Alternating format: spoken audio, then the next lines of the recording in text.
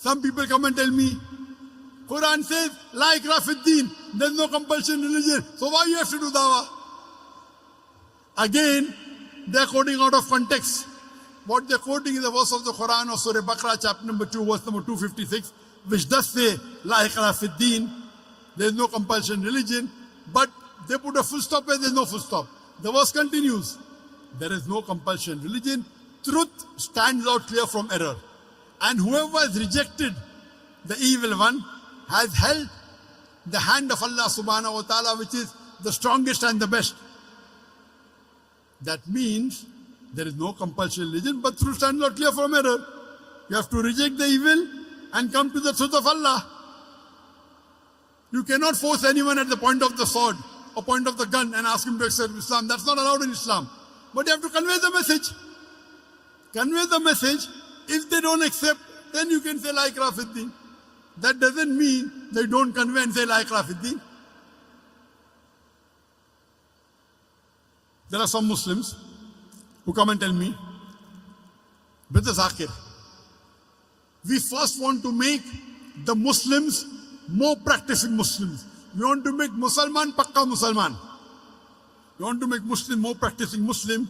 After that we will talk to the non-Muslim. That time will never come. You cannot say I want to make all the Muslims 100% practicing Muslim and then I'll do dawah. That's not what a prophet taught. When you meet a Muslim, if he has mistakes, you correct him. That's called Islah. When you meet a non-Muslim, you do dawah. In the Hajjatul Wida, in the farewell pilgrimage, Hajjatul Wida, in the talk, the khutbah, the Prophet asked the people, did I deliver the message to you, to the Sahabas? There were 124,000 Sahabas. And all of them said, yes, Beshak, you have delivered the message. Then he said, all those who are present here, deliver the message to those who are not present here. And more than 80% of the Sahabas are buried outside Arabia. Doing what? Making Musalman Pakka Musalman. They went to do dawah outside Arabia to deliver the message to the non-Muslims. It's the duty of every Muslim that he conveys the message to the non-Muslim. When he meets a Muslim and he finds some mistake, okay, do Islah. Correct him. But when you meet a non-Muslim, you do dawah. Which is more important? Suppose there are two patients who come to a doctor. One patient has a common cold, the other has a heart attack.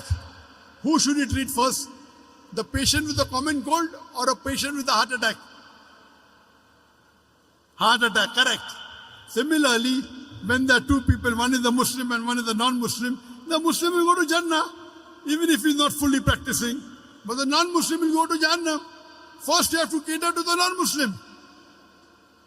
Therefore, in the question and answer session, we first give opportunity for the non-Muslim to ask questions. First treat the patient with heart attack. The person with common cold will not die. But if you don't treat the patient with heart attack, he'll die. So first, if you have to do both, dawah and Islah, speak to the Muslim and non-Muslim both. But if your time is limited, first you speak to the non-Muslim. When we go to non-Muslim and when we talk to them, they see you Muslims are following Islam. Therefore we cannot talk to non-Muslim. I said, this is nonsense.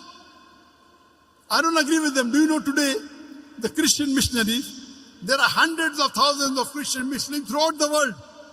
They are knocking at the doors of the Muslim. And do you know, most of them, they drink alcohol. Do you drink alcohol?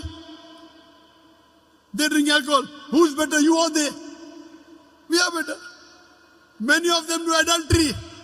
Do you do adultery? No. Who is better, you or them? We are better.